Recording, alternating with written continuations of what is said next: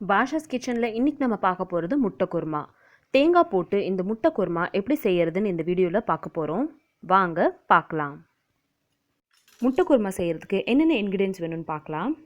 2 வெங்காயம், 2 தக்காளி இந்த மாதிரி கட் பண்ணி எடுத்து வச்சுக்கோங்க. ரெண்டுமே ஒரே சைஸாக இருக்கணும்.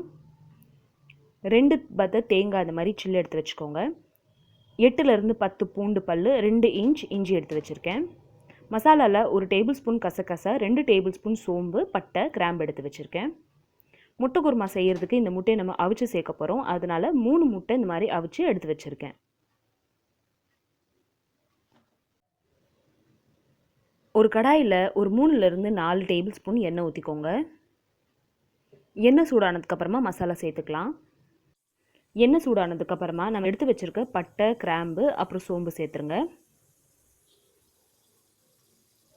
கசகசா தேங்காய் போட்டு அரைக்க போகிறோம், அதனால் அதை எடுத்து வச்சுக்கலாம். இதை ஒரு நிமிஷம் வதங்க விடுங்க. மசாலா 1 நிமிஷம் வதங்கினதுக்கப்புறமா இதில் நம்ம நறுக்கி எடுத்து வச்சுருக்க வெங்காயம் சேர்த்துக்க போகிறோம். வெங்காயம் சேர்த்துட்டு அதையும் நல்லா வதக்கிக்கலாம். ஒரு 4லேருந்து 5 நிமிஷம் ஆகும் இந்த வெங்காயம் வதங்கிறதுக்கு. அதுக்குள்ளே நம்ம தேங்காய், இஞ்சி, பூண்டு, அப்புறம் இந்த கசகசா போட்டு அரைச்சி பேஸ்ட் மாதிரி ரெடி பண்ணி வச்சிடலாம்.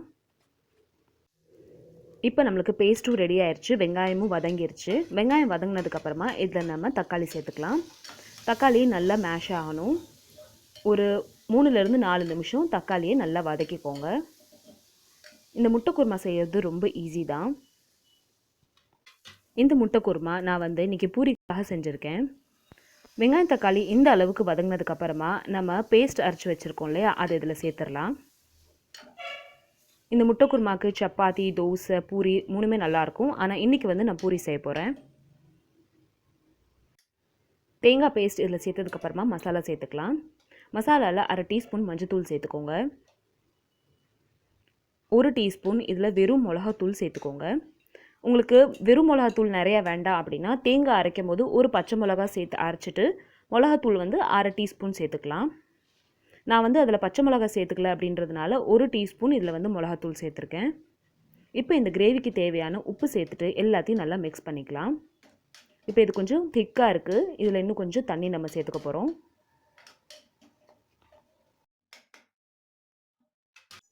அடுத்ததாக இதில் 1 கப் தண்ணி சேர்த்துக்கிறேன். தண்ணி சேர்த்துட்டு இது எல்லாத்தையும் நல்லா மிக்ஸ் பண்ணிவிட்டு இப்போ நம்ம கொதிக்க வைக்க போகிறோம். ஒரு 10 நிமிஷத்துக்கு இந்த கிரேவியை கொதிக்க விடுங்க.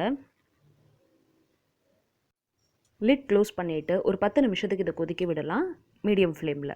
10 நிமிஷத்துக்கு அப்புறமா இப்போ நான் அதை ஓப்பன் பண்ணுறேன். நடுவில் ஒரு தடவை ஓப்பன் பண்ணி கிளறி விட்டுருந்தேன். பாருங்கள் எண்ணெய் பிரிஞ்சு எவ்வளோ அழகாக வந்திருக்குன்னு. இந்த அளவுக்கு இந்த குழம்பு நல்லா கொதிச்சிடணும். அப்போ தான் நம்ம போட்டிருந்த மசாலாவோட ஸ்மெல், ரா ஸ்மெல்லாம் வராமல் இருக்கும். அடுத்ததாக இதில் முட்டை சேர்த்துடலாம். முட்டை சேர்க்குறதுக்கு முன்னாடி இதில் நீங்கள் கத்தி வச்சு லைட்டாக கீறிட்டு அதுக்கப்புறமா சேர்த்துக்கோங்க. நான் இது டின்னருக்காக ப்ரிப்பேர் பண்ணுறேன் அப்படின்றதுனால சைட் பை சைட் பூரிக்கு தேவையான மாவு பிசைஞ்சு எடுத்து வச்சிட்ருக்கேன். முட்டை சேர்த்துட்டு எல்லாத்தையும் நல்லா கிளறி விட்டுக்கலாம். கிளறிட்டு ஒரு 2 நிமிஷம் இதை நம்ம மூடி வச்சிடலாம். லோ ஃப்ளேமில் ஒரு 2 நிமிஷம் இதை மூடி வச்சிடலாம். அப்போ தான் மசாலாலாம் இறங்கும். கரெக்டாக 2 நிமிஷத்துக்கு அப்புறம் பாருங்கள் இது கொதிக்க ஆரம்பிச்சிருச்சு. நம்ம முட்டையை ஏற்கனவே அவிச்சு எடுத்துருக்கோம் அப்படின்றதுனால ரொம்ப நேரம் இதை கொதிக்க வைக்க வேண்டாம். இப்போ நான் ஃப்ளேம் ஆஃப் பண்ணிட்டேன். நம்மளோட முட்டை குருமா ரெடி ஆயிடுச்சு. கொத்தமல்லி போட்டு இறக்கிட்டீங்க அப்படின்னா ஒரு சூப்பரான சைட் டிஷ் பூரிக்கு ரெடி ஆயிரும். இது வீக்கெண்டுக்கு ஒரு பர்ஃபெக்டான சைட் டிஷ். ஸோ இன்றைக்கி நான் பூரியும் இந்த முட்டை குருமாவும் தான் ப்ரிப்பேர் பண்ணியிருக்கேன். வீட்டில் யாராச்சும் கெஸ்ட் வராங்க, இல்லை டிஃப்ரெண்ட்டாக ஏதாச்சும் கொஞ்சம் சமைக்கணும் அப்படின்னு பார்க்கும்போது இந்த காம்பினேஷனில் நீங்கள் செஞ்சு பாருங்கள், ரொம்ப நல்லாயிருக்கும். இதை கிளறிட்டு இப்போ நான் மூடி எடுத்து வச்சிடுறேன். அடுத்து பூரி செய்ய ஸ்டார்ட் பண்ணலாம்.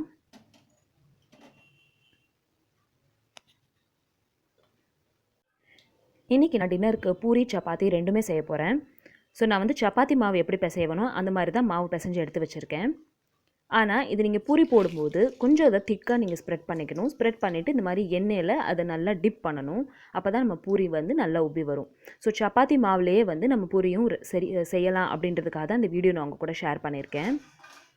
இதை நான் கொஞ்சம் திக்காக ஸ்ப்ரெட் பண்ணியிருக்கேன். சப்பாத்தி நம்ம கொஞ்சம் மெலிசாக ஸ்ப்ரெட் பண்ணுவோம். ஆனால் இதை கொஞ்சம் திக்காக ஸ்ப்ரெட் பண்ணிவிட்டு இந்த மாதிரி எண்ணெயில் அதை டிப் பண்ணிங்கனாலே உங்கள் பூரி அழகாக வந்துடும். சில பேருக்கு பூரி வந்து ரொம்ப ஆயிலாக இருக்குது எனக்கு வேணாம் அப்படின்னு சொல்லுவாங்க வீட்டில். ஸோ இப்போ ஆளாளுக்கு ஒன்று ஒன்று நம்மளால் செய்ய முடியாது அப்படின்றதுனால நீங்கள் சப்பாத்தி மாவு எப்படி பிசைகிறீங்களோ அதே மாதிரி பிசைஞ்சிட்டு அதிலே கூட நீங்கள் இந்த மாதிரி பூரி செஞ்சிடலாம். சப்பாத்தி மாவு ஃபஸ்ட்டு நீங்கள் சாஃப்டாக பிசைஞ்சிட்டீங்க அப்படின்னா உங்களுக்கு பூரியும் நல்லா வரும். சப்பாத்தி மாவு எப்படி சாஃப்டாக பிசையணும் அப்படின்ற வீடியோவும் நான் என்னோடய சேனலில் போஸ்ட் பண்ணியிருக்கேன். நான் டிஸ்கிரிப்ஷன் பாக்ஸில் லிங்க் கொடுக்குறேன், அதை நீங்கள் ஓப்பன் பண்ணி பாருங்கள். ஸோ இப்போ வந்து நம்மளோட அழகான இந்த பூரி ரெடி ஆயிடுச்சு. நம்மளோட டின்னர் ரூட்டீன் ஆல்மோஸ்ட் முடிஞ்சிருச்சு.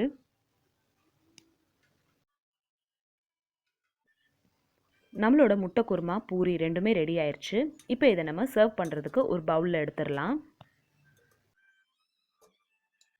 இதே மாதிரி முட்டை குருமாவும் பூரி ரெசிபியும் உங்கள் வீட்டில் இருக்கிற எல்லாருக்கும் செஞ்சு கொடுங்க. அண்ட் உங்களுக்கு இந்த ரெசிபி எப்படி வந்துச்சு அப்படின்றத எனக்கு கமெண்ட் செக்ஷனில் சொல்லுங்கள். இந்த ரெசிபி உங்களுக்கு பிடிச்சிருந்துச்சுன்னா இந்த வீடியோக்கு ஒரு லைக் கொடுங்க. அண்ட் என்னோட சேனலை ஃபர்ஸ்ட் டைம் பார்க்குறீங்கன்னா கண்டிப்பாக சப்ஸ்கிரைப் பண்ணுங்கள்.